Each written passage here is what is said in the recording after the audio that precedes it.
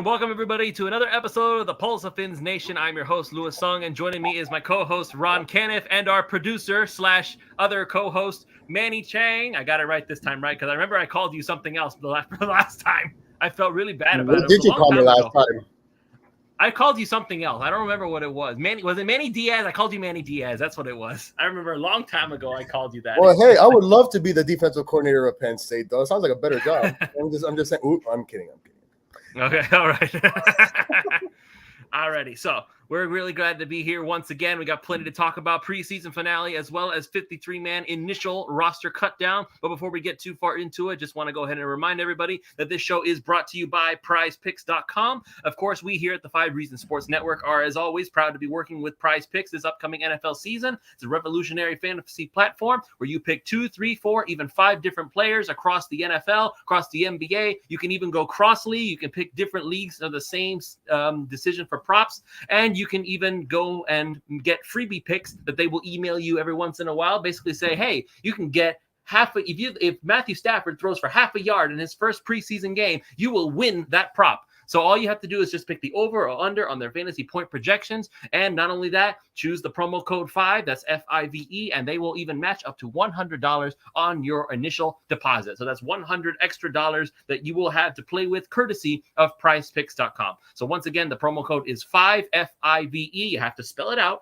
and they will match up to $100 on your first deposit when you sign up using that promo code. FIVE, PrizePicks.com. All right. So, hello. Where did you get that? Like, is that Lego TD or what is that? It's like a wood figure? It's just some kind of like little miniature tiki thing. This is unbelievable. We are T-minus 2 weeks to start of the season, and Ron's feeling like a 5-year-old again. This is what Tua has morphed to. This is how deep he goes for the Dolphins.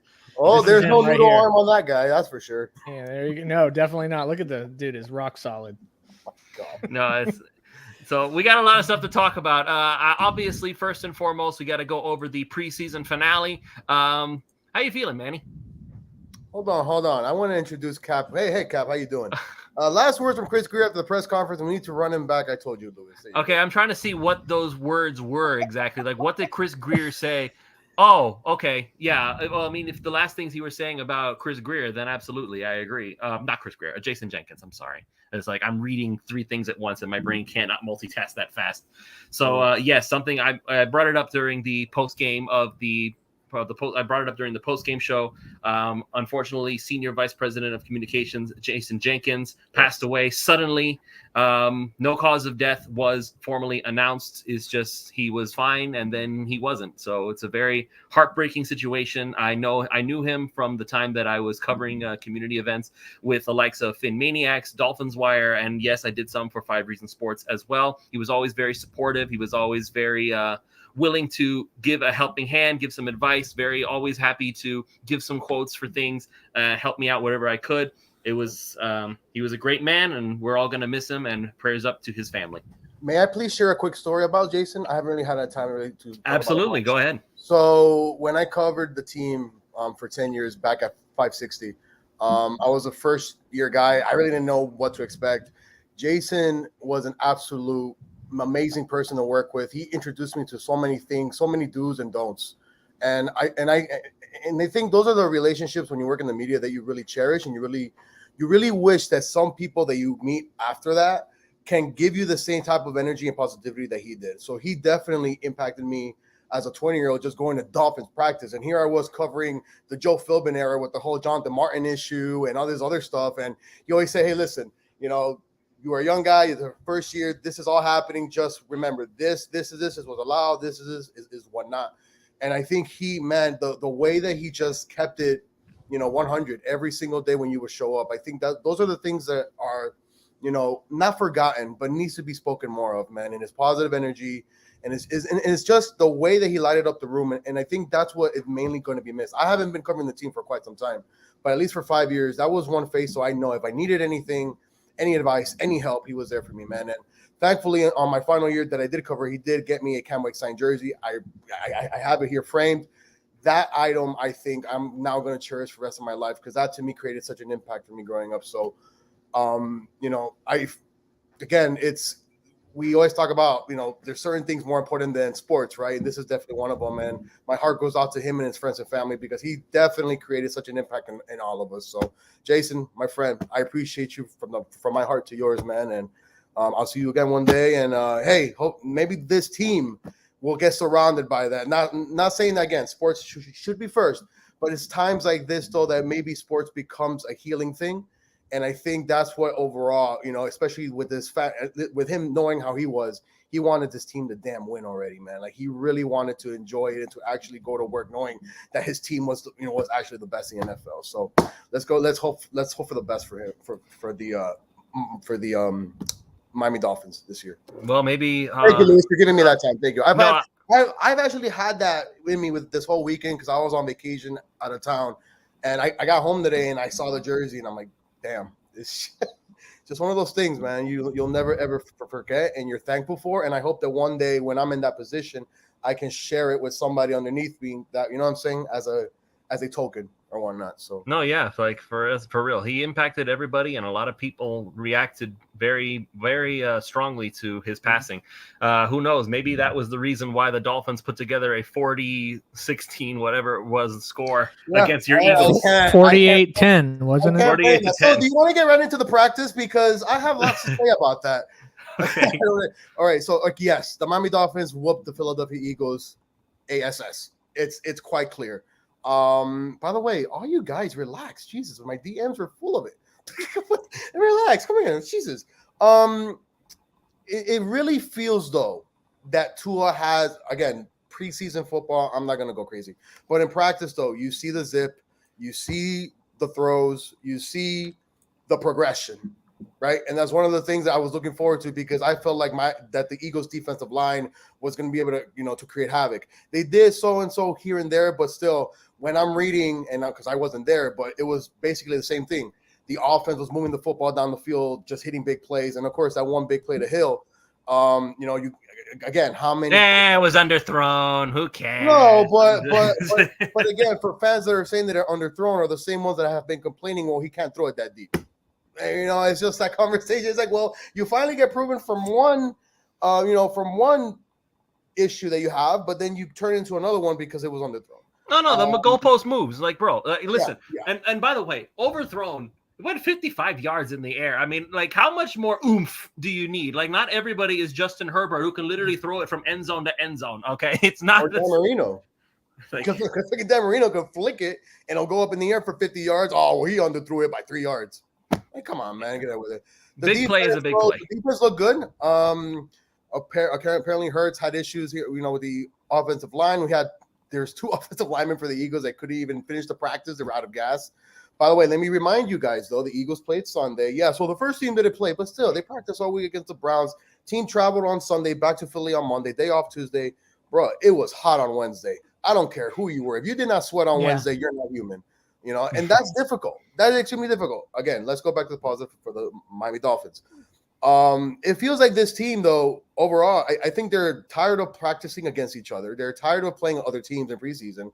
And I think they're ready to go at it against, Mac Jones and how Belichick has been unhappy. Mac jokes. I think it's all a mind trick, Ron. Do you agree? I think it's a mind trick when it comes to the Patriots saying that their offense has been struggling and so Mac's been bumming it every single practice, right? Six rated defenders, and I'm still like, damn, you guys really want to be that vulnerable.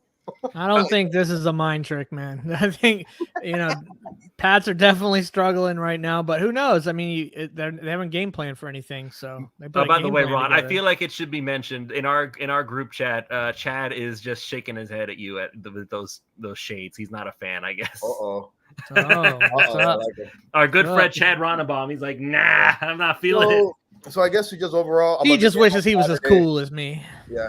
About the overall thoughts on the game on Saturday, I'm not going to take much of it. Eagles had their 4 starters out there. And the Dolphins, listen, they scored 41 points. Good for them. Good. 48. 48. I mean, that's fine. I mean, he beat the third string cornerback and safety, which, hey, thank you for doing that because that made Howie Roseman react and say, hey, let's go get Charlie. We better go get some more cornerbacks. There you go. I wish Chris Greer had thought of that. Like, apparently the Saints were willing to give him up for peanuts. It's never Fifth round gonna pick. Yeah, be- but you got to pay him Fifth round too, pick. or you're going to lose those peanuts in a year. But we'll see.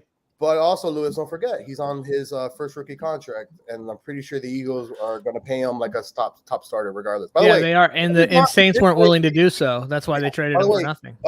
Charlie Gardner-Johnson did play safety at Florida. He got recruited as a safety. So all you fans saying that, listen. Isn't he going to be a slot corner with Philly? Nah, he's going to be the hybrid Malcolm Jenkins type, I believe. That's why they went ahead and got that. Like, he's going to be that type that we've been needing for quite some time, without question. But hey, the Dolphins could have used him since Byron Jones is not out for 4 games, right? Yeah. Well, you know what? The Bills don't have their star either, so I'm not. Tre'Davious White, right? He's out. Yeah, he's out for 4. He's on PUP just like Jones.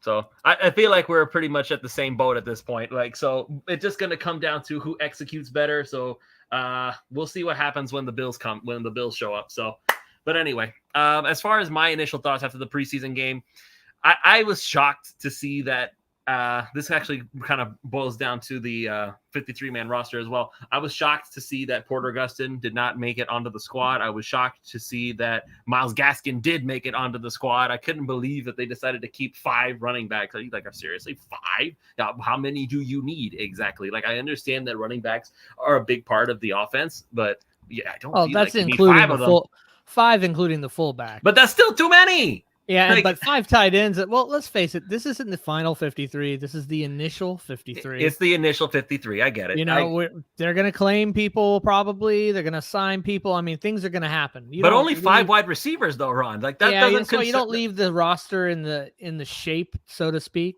that it's in, or in the, I don't know, just the way it is right now, the way it's constructed.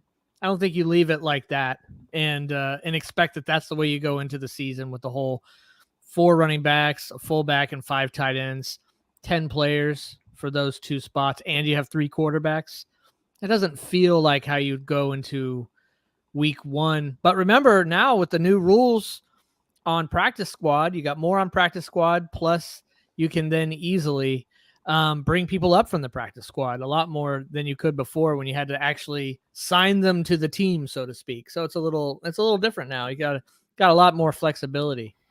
No, flexibility we definitely have. And I want to go ahead and point out for Welch, who just saw it brought up in the live chat, Alec Lindstrom was cut from the Dallas Cowboys, the Boston College center who has familiarity with Matt Applebaum. Now, something that Alfredo Arteaga brought up in the OnlyFins, which, by the way, if you're not a part of OnlyFins, only $3 a month, just go ahead and get in there. We got to plug, Manny. We got to plug. It's all part of the. Sorry, every time I hear that phrase, I think something else. I'm so sorry. I'm sure you do, Manny. But let's keep this place PG. OnlyFins, baby. All right. So the thing that Alfredo brought up was that it's possible that the reason that Miami didn't prioritize Alec Lindstrom in the first place is because because Matt Applebaum is familiar with Lindstrom. Maybe he's not as good as he thinks he is and stuff like that. But here's my thing. When he was with the Cowboys, and according to Cowboys reporters, Lindstrom did pretty good. It was a very competitive room of offensive linemen, and that makes sense because the Dallas Cowboys are known for having a very solid offensive line. And they need linemen, though, as well, Lewis. They need them. I mean, everybody does at this point. So yeah, but they have a significant injury at left tackle now. That's going to be for weeks and months. But that doesn't have anything to do with Alec Lindstrom, who is a center. So here's my thinking, and this feels like this is where the no-brainer comes in. Right now, it's Connor Williams at center. I don't know if that was their plan from the get-go, but I just feel like it was talked about from the get-go as part of the free agent meeting. I mean, so it's not like something they just plugged in there. It's not like crazy. We're just a little concerned about the snapping, but yeah, it's been kind of the plan from the beginning. I mean, I'm not the biggest fan of the whole idea of Connor Williams being the center, simply because that means that you have Liam Eichenberg as your left guard. By the way, Solomon McKinley got cut as well, so that it definitely takes care of that. So Liam Eichenberg as your left guard could be worse, I guess. But it's his natural position. It was a natural position he played in Notre Dame. So Notre Dame, I thought it was a left tackle. No, he was left guard is his natural position. That's like his spot. That's where he belongs in the NFL. I mean, why do I feel like that's not the case? Hold on a second. Well, and if he did play tackle, I just know that the scouts were talking about how he. Okay, was so more there it of a is. Yeah. guard. So here it is. He took over as the starting left tackle in 2018 and started every game for them until 2020. So he was a left tackle in college. That's what I thought. I apologize, but I know that he was scouted as Yep, he more was of a guard. he redshirted first year, played 9 games as backup in 17, and he took over the left tackle in 18 and started every game until 2020. So if he started every game from 2020, that must mean, hey, in that offense, especially at Notre Dame, might be good. I feel like I just said that. Okay. But he's been doing good as guard. I mean, we haven't had any complaints about Ike. He gets pushed around a little bit during the run game. He'll get better. Bro, I'm tired of people getting pushed around in the run game. I want somebody to do some pushing, doggone it. Yeah, we did some pushing against the Eagles. What do you want? Push them around for like 200 rushing yards, man. Come on, I haven't hardly said anything about it. Gotta give me a couple shots here. But if they could claim Alec Lindstrom and he looks even remotely halfway good, like all he has to do is be better than Michael Dieter, if you really think about it, because that at least shows not. I mean, something that Daddy Dean is in the chat is bringing up. If Applebaum doesn't pick him up now, then we definitely know what he thinks about Alec Lindstrom. So yeah, that's true. So I mean, I understand. Like suddenly, Ron is the star of the show. Oh, Eagles third stringers. he's firing back. Hey, but you know what? Against those same third and fourth stringers, our third string quarterback still slayed you guys. Just saying. Okay, well, Skylar Thompson slaying 3 touchdowns. So. That I mean, I keep hearing about but he was playing against guys that are going to be bagging groceries, but he was playing with guys that are just now today putting in applications at Walmart and Publix for a grocery bagger. Ron, today he was playing with those guys. The Baltimore Ravens have been undefeated in preseason, Ron, for the last 4 or 5 years and haven't won any Super Bowls. No, it's not about the score, man. You know who else was undefeated? It was the Jets. Up into that. With just eagle feathers flying all over the place, ripped off your talons. Let them know, Cap. Let them know, Cap. 39 guys. All right. I don't know. Okay, well, that was like y'all said. I think it was 25, not 39. I don't know where you get the 39 number from. All right, so that's okay. We got a lot of Eagles fans that watch this. Must be Manny. Well, they're coming. Manny brought in the cavalry because he's he did. Like, I know I'm gonna get whooped today. Hey man, I know you don't like to watch the show, but hey man, just get on just for this one because I gotta have some support against these freaking Finns fans. That's exactly what happened. Texting his friends and a link. Please show up, please. We love you, Manny. You know we do. Awesome. All right, that's okay. So we don't play each other during the season, so yeah. You know.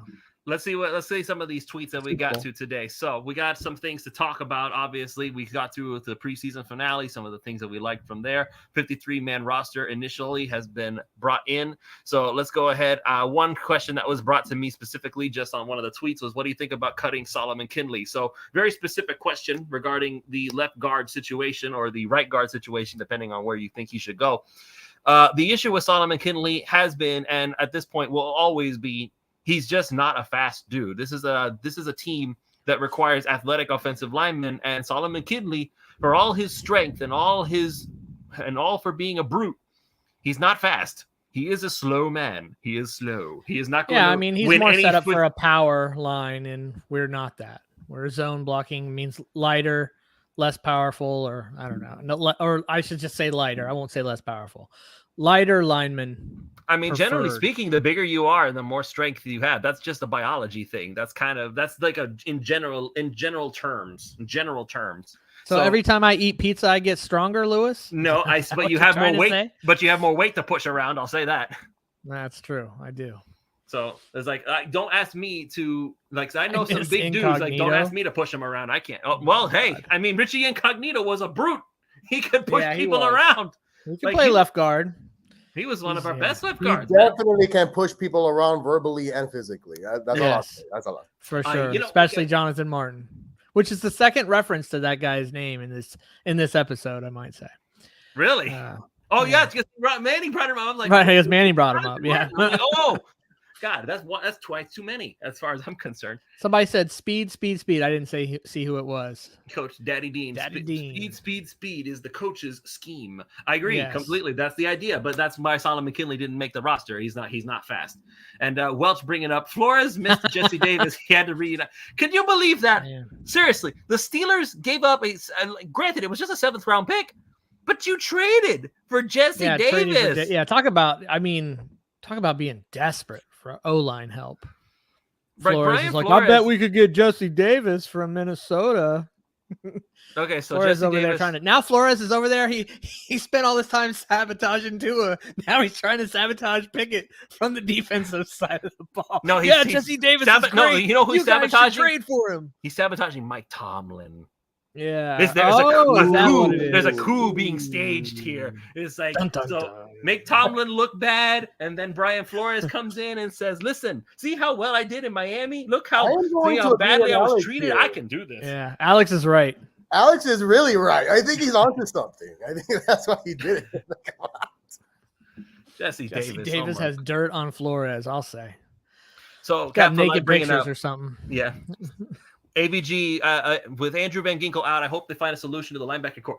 That's Trey Flowers. Man. Like, what are you talking about? Like, I know he's not the end all be all, and I would rather have Andrew Van Ginkel than an older Trey Flowers any day of the week. But you still have Melvin Ingram. Jalen Phillips is obviously still there. Ogba's going to be rushing as well. And then you add Trey Flowers to that mix, as well as whoever else safeties you want to throw blitzing. You expect me to believe Brandon Jones is not going to be blitzing on a regular basis? That's like his bread and butter at this point. He is the blitzing safety. He is the Rashad Jones. All we had to do was just give him his jersey number, and we could save a whole lot of money on jerseys. So that would have been an easy fix right there. We're still on Jesse Davis. We're not going to get off of Jesse Davis this whole show. I can already see this coming. Jesse Davis never gets off the ground, so we're never getting off Jesse Davis. Okay, let's see here. Flores made a deal with Jesse, then Flores just paid him back. Listen, if you want to talk more about Jesse Davis, throw something in the super chat, and we'll talk about Jesse Davis all you want. How about that? I don't know why anybody wants to talk about Jesse Davis. But it is hilarious that they traded for that guy. Because it's fun to make fun of Jesse Davis. So I made a tweet out that if Lynn Bowden cleared waivers, it wouldn't be a shock for the Dolphins to bring him back. And Matt, who has followed me since almost the beginning of my entire Twitter career, is saying that, so I'm basically implying that they're going to use Tyreek Hill or Jalen Waddle as a punt returner.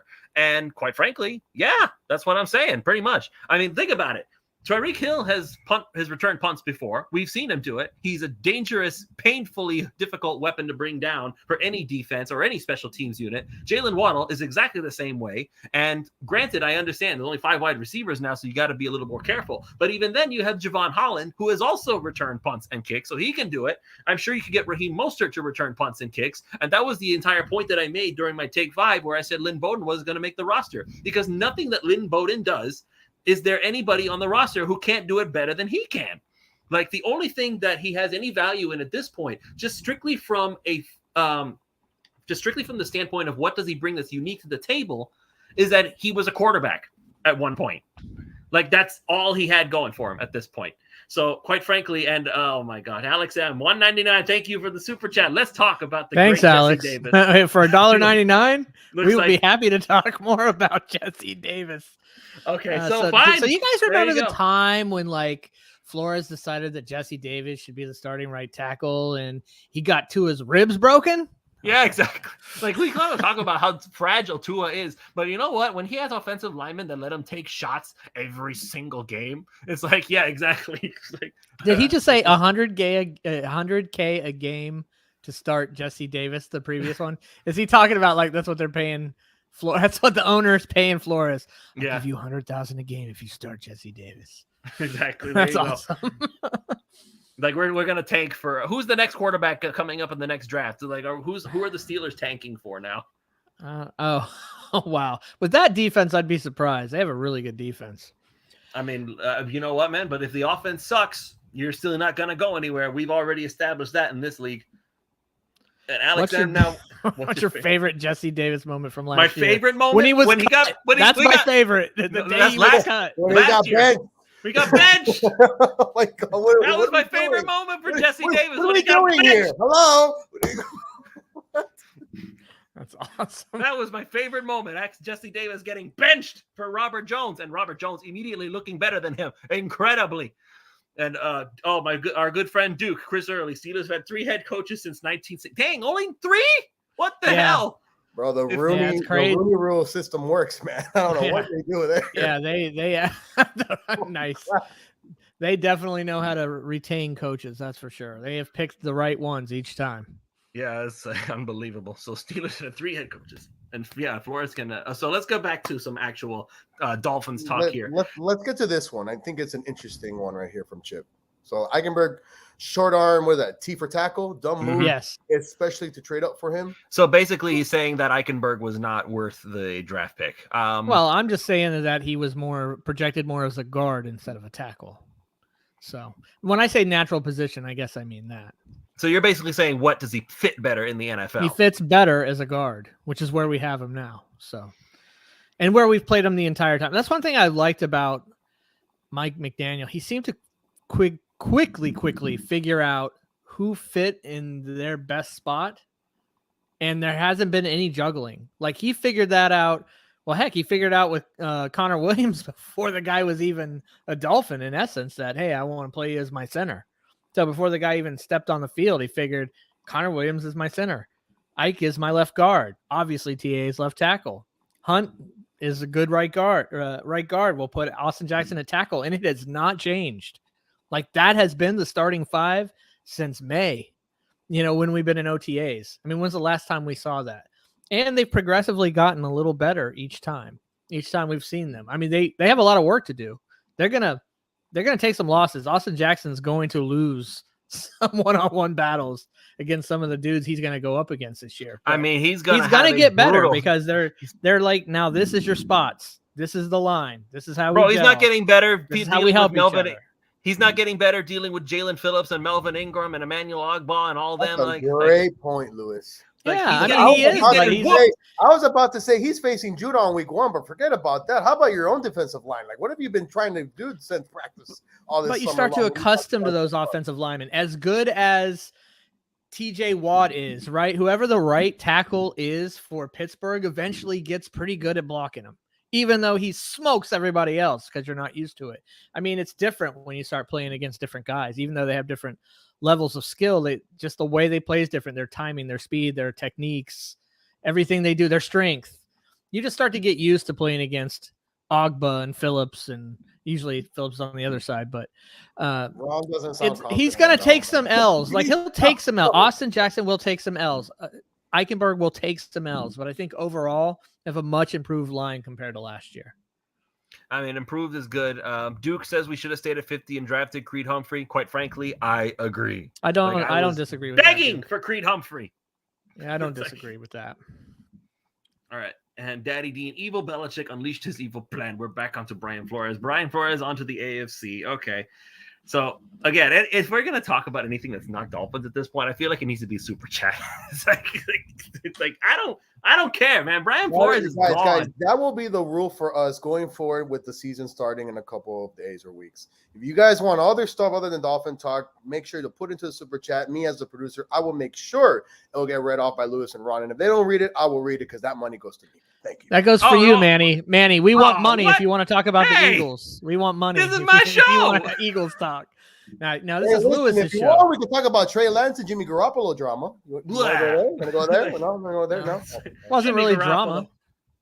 It's major drama in Niner Nation right now. It actually hurt. It actually kind of is a Dolphins topic because it hurts the Dolphins. Correct. If Trey Lance had just stayed there as the starter and they'd had nobody to turn to if and when they realized that he wasn't the guy, or let's say he just got hurt or something, that definitely makes San Fran a lot worse than having Jimmy Garoppolo to turn to, where they just decide to pull like a Flores and, Trey Lance sucks, let's put in Jimmy Garoppolo to save the game. Or they just out and out switch the starter because if Trey Lance could kill it. I don't know. I don't know why that he's as bad as people think he is. But do you know why Garoppolo's there? Because nobody wanted him. They couldn't trade him. They were like, I'm not touching this guy with a 10-foot pole. That's why he's still in San Francisco. He's not great, but he's great for them. That's the thing. He's not great, but he's great for them and their system. Not to mention that Jimmy was smart because he decided to have his surgery when at the same time when the Niners were trying to shop him. And of course, no team is going to take a chance on a guy that just had surgery. Yeah, killed his trade. They don't know what his damn progress is going to be. So Shanahan even said we would have been able to trade him if he hadn't had the surgery. He said that like out loud in a press conference. So it's not like that was a secret. So Alex M wanted to know who's filling in for Brandon Jones. Is it Eric Rowe? Like, okay, so wait a minute. What happened to Brandon Jones? Like, what exactly did something happen to Brandon Jones that I don't know about? Byron Jones. I think he meant Byron Jones. So we got Oh, Needham okay. going. So Needham going to boundary, and I guess Rowe going to the slot cornerback. I mean, that would make the You most know sense. that Bill Belichick right now is already on that, right? But that's not a terrible downgrade. Who's our fastest guy to go against Rowe week 1? Let's go. Yeah, that's not a terrible downgrade. Eric, it'll be fine. I mean, listen, I'm not scared of even if he's able to take advantage of Eric Rowe, I'm just looking at Mac Jones and I'm thinking to myself, he is about to be on the dirt so many times because listen, we need the front 7 pressure to kill, man. They're gonna listen. I'm not scared. I'm really not scared of the Patriots, and I'm so happy that I can have the confidence. And I am so happy that I can say I am not even the least bit scared of the Patriots. If anything, the Patriots should be scared of Miami this year, because if you're looking at Mac Jones and you're looking at whatever the heck happened to their offense, I'm thinking to myself, boy, it really was Tom Brady, wasn't it? Like, this had nothing to do with Bill Belichick. I mean, he threw it into sextuple coverage, guys. Sextuple coverage. Like, who was he exactly? Who are you throwing to? Like, did you get confused? Did you go colorblind for a second? Like, that is not your team. So what's that tweet say? You want me to read it? No, it's just still Jake. It's our good friend Jacob Michelle saying that Mac Jones still threw this ball and it's in sextuple coverage. It's like, that's wild, man. It's like what kind of a decision? Ron, did he do anything stupid like that in Alabama? No. Well, he didn't. No, he didn't. He didn't need They to got throw that man it. confused, man. They got him confused. Seriously, right now, I think that they have Mac Jones confused and lost in that offense. It just feels that way. This doesn't feel like a trick. Alex not scared of the Patriots either, just the Bills. Yeah, I'm scared of the Bills too. The Bills. You have a reason to be scared of the Bills. I did not know that Josh Allen is 7-1 all time against you guys. Holy crap. He's only lost once. The real reason he lost was our good friend Charles Clay dropping a pass in the end zone. What did he just miss him? Didn't he? I mean, dude, no. I still have that picture of Charles Clay. If I put the end zone on the ground, up, just like, I think I had Charles Clay in fantasy that year. I think that's why I remember. Put the end zone up on the screen. Charles Clay, like, there is no defensive player anywhere in the entire shot. He could not have been more wide open. We should be 0-8 against Josh Allen, sadly. There's a reason Charles Clay is a tough road to hoe with us in the Bills. There's a reason Charles Clay is still a free agent. You know what? If we really need a fullback, let's just forget Ethan Carter. Let's see what Charles Clay is up to. I'd be down for a Rob Conrad if he wants to come back and play football. That was one of the historic fullbacks in my lifetime against team. All right, so Perfect Q wants to say that I'd trade for a cornerback only because it appears to hold the most importance to this D, unless Boyer changed that to the pass rush. I mean, again, this is where it boils down to. If we're saying that Nick Needham cannot hold it down, like, what is the fear here? Is the fear that Nick Needham is not as good as Byron Jones? Or is the fear that something's going to happen to Xavier Howard or Nick Needham within the first 4 weeks of the season? And then we're actually in trouble because now you not only don't have a slot, you also don't have a boundary. Is that the fear? Or okay, so your fear is not so much who's going to start. Your fear is what's going to happen if another starter goes down. Yeah, because even if let's say they get banged up for a few plays and you have to put like Iggy in there. Let's say they're not going to put Igbenogany. Let's say they are not. You have to put Iggy or what's his Canoe? Sorry, Kohu. Kohu. Sorry, against like Davis, right? In Buffalo or something like that. Nah, man. Yeah, that makes me nervous. I mean, yeah, that's where I get nervous. Xavier I don't Howard hate is going to the have whole to... Needham Eric Rowe thing. Yeah, see, quarterback depth scares you. Okay, that's fine. I get it. So the quarterback depth is scary. Yes, depth. I am worried about. Lewis. It's a throwing the football type of league. Yeah, it's a throwing football league, but that's why you have a super pass rush. That's why you have. Yeah. And that's why we hang on. That's why we hang on to Nick Needham. So make sure that we have that guy. I saw Nick Needham against Devontae Smith. Devontae Smith just schooled him. I saw Nick Needham against Pascal, the third wide receiver for the Eagles, and he got schooled. I'm not feeling really confident. I mean, are you talking about one-on-one drills or is this 11-on-11? I think it was 7-on-7. Oh, you can't go 7 you can't do 1-on-1 or 7-on-7, man. It's all about the 11-on-11. Come on, we've all learned that by now. If nothing else in this year, Miami Dolphins Twitter sphere and all that has been schooled by the guys there to say it's 11 versus 11 or ain't nothing. These 1-on-1s are just set up. Dude, even when our guys would would smoke somebody like that first pass on 1-on-1s, like, oh, Tyreek Hill caught this nice pass over it, and somebody said it was in 1-on-1. So I was just like, oh, okay, who cares? I mean, that's just how I felt about it. So it goes both ways. It doesn't matter. Wrong gets it. Although I will say that didn't Kohu get the rare and elusive pick in 7-on-7s? Wasn't it Kohu? I have no idea what you're talking about. All right, here we go. All right, here we go. Let's go continue. I knew that was going to happen eventually. Daddy Dean said, "Do we think Kohu or Crossan goes? Okay, where? So goes as in he gets called up. That's my guess. So I would say that it's going to be Keon Crossan. It's going to go first. Yeah, that sounds like. Also, Aaron, I haven't forgotten about your comment, my man. We'll get to that towards the end of the show. I think that's an also interesting take. Oh no, he's saving something for us. That's part of this show, man. I got to ask. We got to answer these questions. I know. I'm gonna. Eagles crap. No, it's not Eagles crap. It's Ravens crap. It's Ravens crap, Ron. Oh, that's okay. We play them. No, that's not the kind of crap I'm talking about. Bro, we'll beat any of the birds. We'll beat the Eagles. We'll beat the Ravens. That's not what I'm talking about. We'll beat the Cardinals. Ron, that's not what I'm talking about. That's not what I'm talking about. What's happening? What's happening? What do you think is happening? I have no idea. We're talking about Baltimore. What's going on in Baltimore right now? I have no idea. Oh, Kenyon Drake? No. Oh, well, I don't know then. I'm lost. Are you reading? Oh, God, come on with this. That's Lamar Jackson crap. See, that's how much it's not even in my head. Like, it's not even. Right, because you think Tua's going to be good, right? Because I think Tua's going to be good. But here's the thing. Even if Tua is terrible, right, and they're looking for a quarterback next year, the Ravens aren't letting go of Lamar Jackson. They're just not. They're going to figure it out. It's very simple. If Lamar Jackson is liking tweets about him, it's just because he's liking the fact that people are like, please come to Miami, please. He would do the same thing if it was Pittsburgh, if it was New England, if it was anybody. So he eats up the attention on Twitter and stuff. He likes it. No doubt. So that's why he's liking things. It's not because I don't think that and he said Lamar Jackson will be available. No, they're gonna franchise tag him. If anything, they will franchise tag him. They're not gonna let him go. Are you kidding me? So eventually the Ravens are gonna cave because you don't let somebody like that just walk away, or they're gonna tag him and then they're gonna basically force him to stick around. So and if Lamar Jackson decides to sit out the season, then at that point they will seek a trade and they will try to find a place that they want him to go and try to get some compensation back.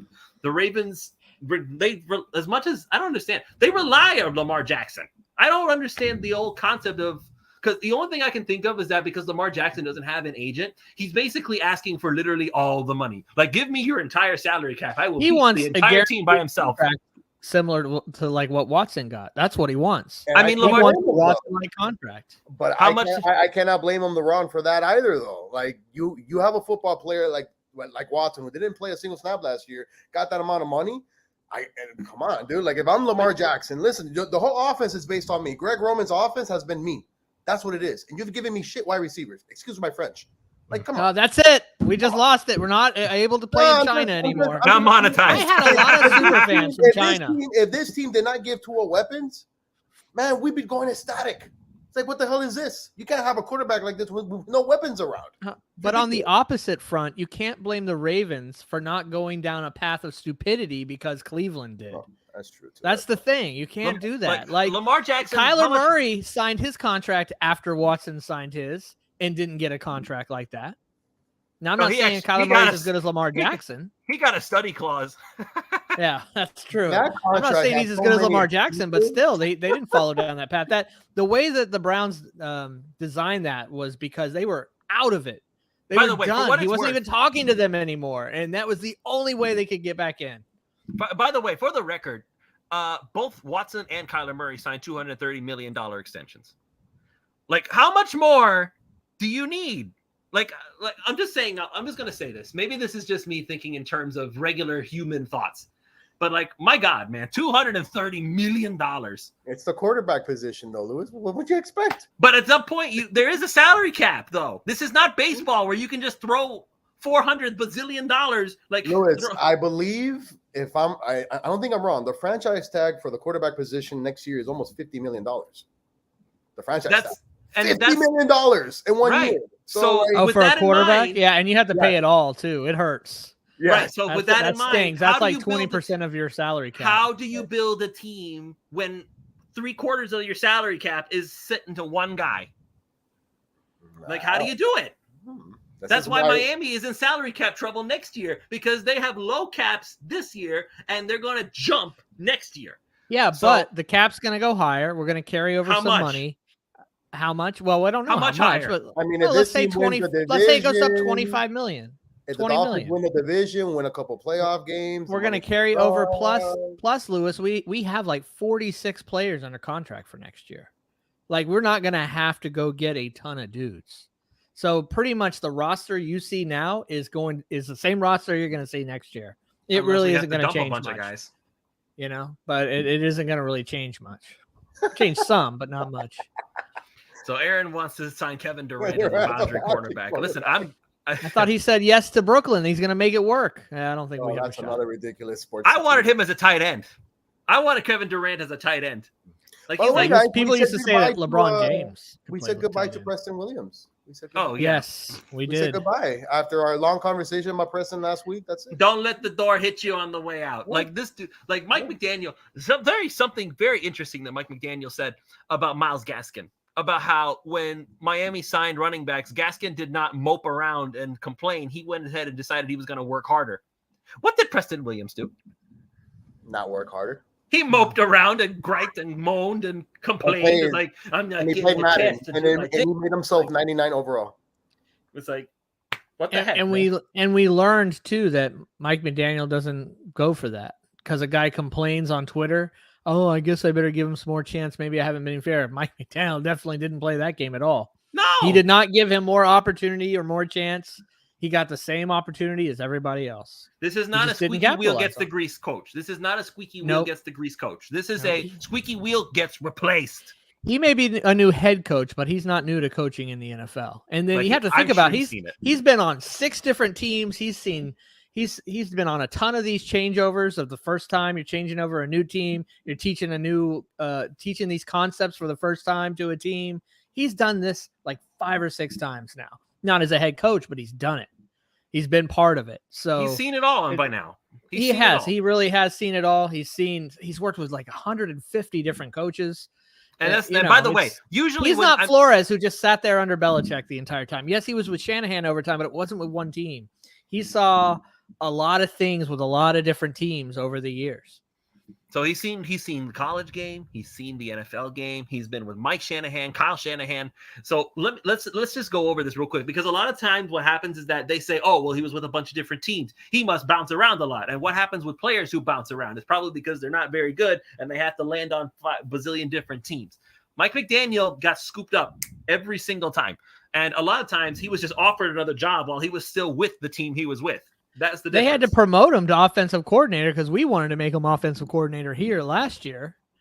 And so they just went ahead and promoted him that way, because they couldn't deny him getting a promotion because he wasn't considered the offensive coordinator. So they just went ahead and promoted him. And by the way, Daddy Dean, thank you again for the super chat, $1.99. Awesome quarterback room with Danny, Tua, and Teddy and Skyler.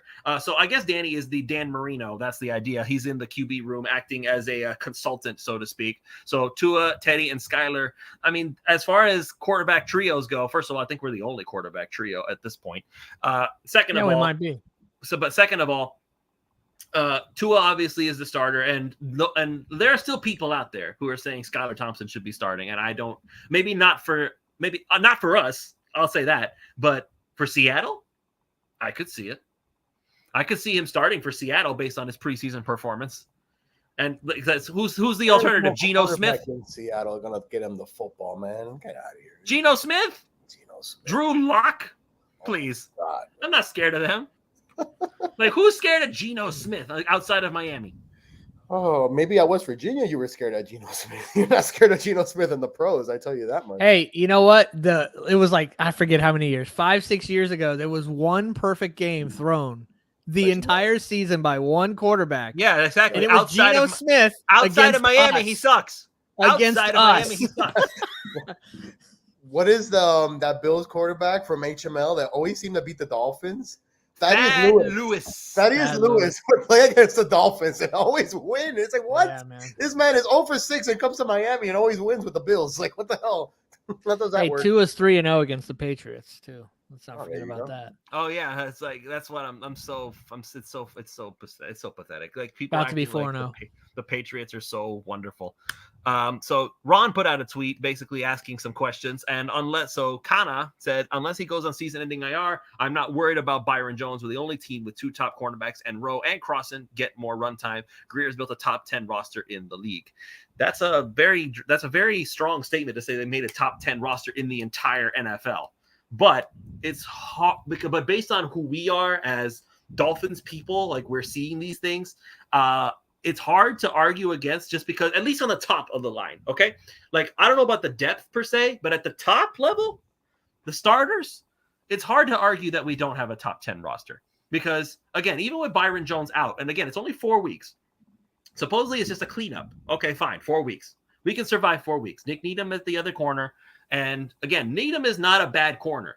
I call them the Nolan Carroll of the modern age. And I think a lot of times when we think of that, we remember the bad of Nolan Carroll. But looking back on what he did when he was in Miami, he wasn't nearly as bad as we thought he was. It's just that he got beat on some big plays a lot. And so it ends up becoming more of a bad memory in your mind.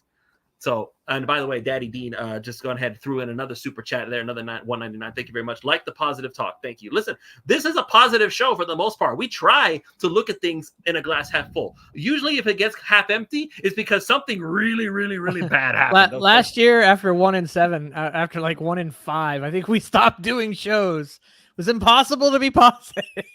We should have picked it back up on the winning streak, bro. But but we are committed this year for sure. Yeah, we're committed. 7 o'clock every Tuesday night. We're here. Win or lose. Yeah, exactly. All right. So Aaron Anders, who's going to be the most overrated player on offense and defense? Okay, overrated.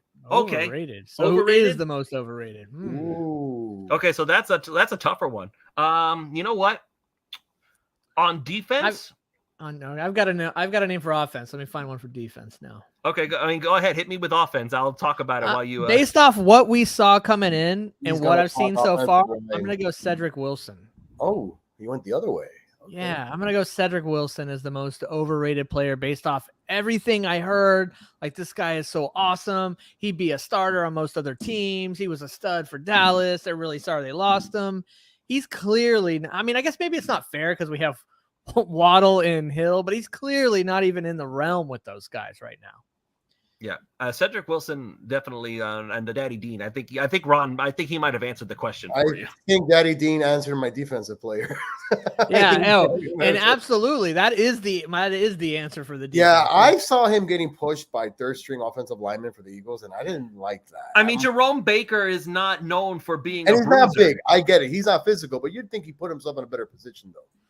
He's not a real physical guy for a linebacker, which is odd, but I mean, not really. If you really think about it, nowadays, if you watch the defense at Ohio State, it was all about the cornerbacks and stuff. Really, like it wasn't really the players themselves. It was basically because they had that other guy though, that other linebacker, the one that we drafted as well. What was his name? McMillan. Yeah, McMillan. Oh, Raekwon. Okay, Raekwon McMillan. He was more of a thumper. He was more of like a pound you kind of guy. But when we had him and Baker, it was nice, but we really haven't had a thumper linebacker, so to speak. I mean, I guess that's a Landon Roberts. A Landon Roberts is our thumper guy. Okay, so Justin 49 is releasing Justin Skewell, and Ron, you put out basically saying you want to go ahead and grab him. Patrick Mullen was like, does he cover wide receivers? No, not very well. But okay. By the way, Patrick, if you're listening to this, the only reason I unmuted you was to bring up this tweet. That's enough of him and his negativity in my TL every freaking time I say something. I got negative Nancy over here. I mean, listen, it gives looking for a reason to be negative about this. Listen, leave him unmuted. It gives us something to talk about. Yeah. So, I unmuted him just so I was like, you know what? I'm going to put this up there. So what exactly was it that like? So basically, his gripe is that Miami leads a corner and nothing else. Yeah, it's just we haven't signed a corner. I mean, we're not even done yet. I mean, the 53 please is them not all, finalized yeah. Let's see what happens. You cannot please them all, Ron. No, you cannot. This is for Can't please sure. them. And you can't have a perfect This roster. team- No team has a perfect roster. This team can come out of the gates 4-0, and there will still be people complaining. There'll still be about it. people complaining. Right, because Absolutely. Tua didn't throw for But 400 yards.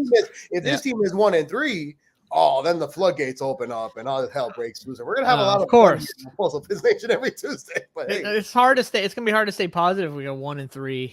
I mean, but yeah. you know what though, Ron? No, you know why I disagree with that statement? The reason I disagree with that is because this is the same thing that I got upset with several years ago. Remember, I got murdered for this. It was many years ago. You've gotten murdered for a bunch on Twitter. So I mean, I've gotten which one? Which time are we talking about here? Okay. Do you remember? Remember the time you said Tua was a running quarterback? Go. No, I'm just kidding. That's not. That was like in back in the day. He ran a lot. Listen, I'm just kidding with you, dude. Go ahead. Go ahead. I only said that again. I only said that because every highlight reel of Tua had him running the football. I'm gonna share those tweets with Dolphins Mob or whatever. Dolphins Mafia, whoever that is. I learned my lesson a long time ago. Yeah, no, you're cool, man. Go ahead, Lewis. Anyway, make your point. So a long time ago, Ryan Fitzpatrick went back when he was with the Jets. Do you remember that game, Ron, where it seemed like both teams were desperately trying to lose the game?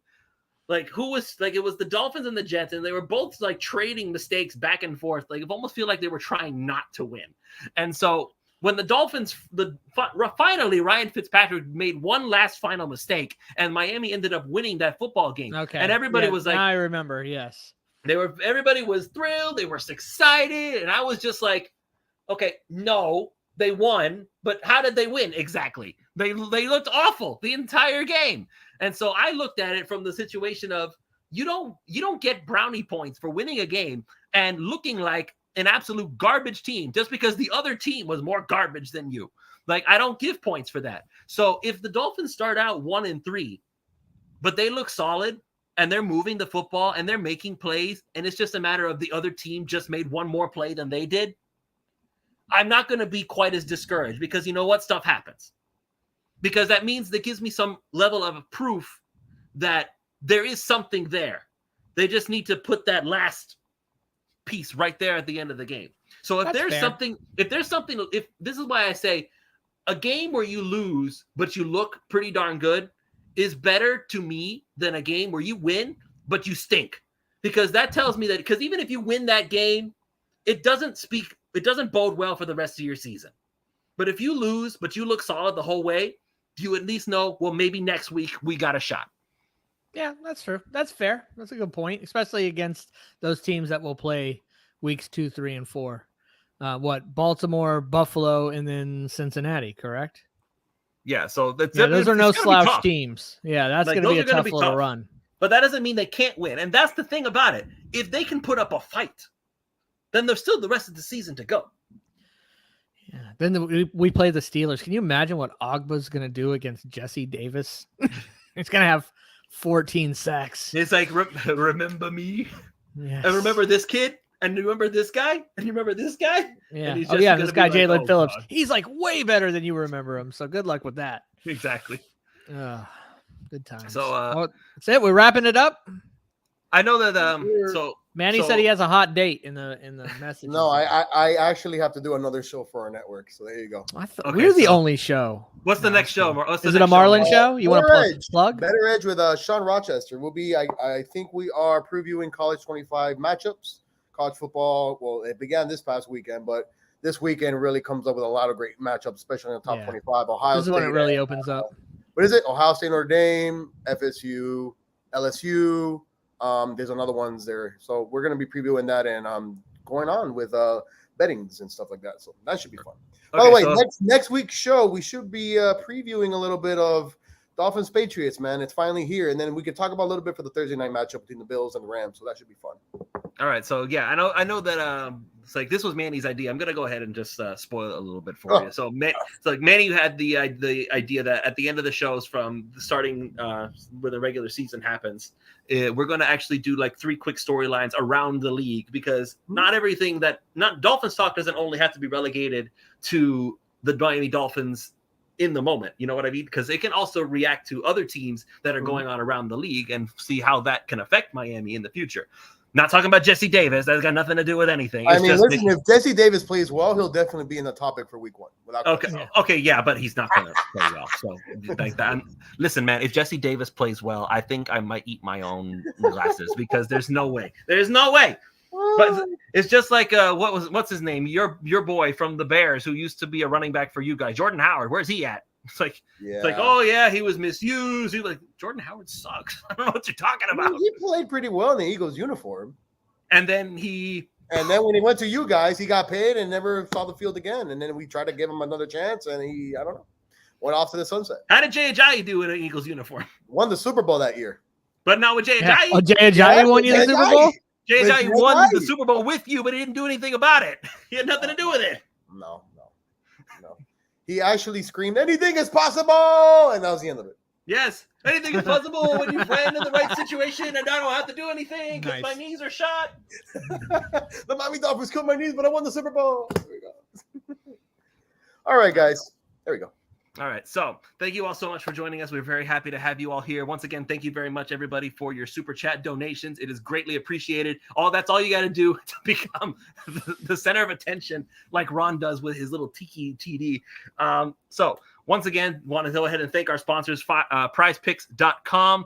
Once again, all you have to do is pick 2, 3, or 4 players, and they will go ahead and you can just pick the over or under on their fantasy point projections. Use the promo code 5, that's FIVE, and they can match up to $100 on your initial deposit. Prizepicks.com. I don't have a whole lot of luck of it, but a lot of guys on the 5 Reasons Sports Network do. So make sure that you go ahead and talk to some of those guys. I know we have a Prize Picks exclusive show, so you should also check that out. And if you're looking for ways to make sure that you can get in some big wins, that's prizepicks.com, promo code 5 FIVE, prizepicks.com, the daily fan awesome show that is going to be doing you threw me off completely with that transition, right, Danny? It's like suddenly Daddy Dean says Eagles Dolphins Super Bowl. I mean, you will not find me doing that show that weekend.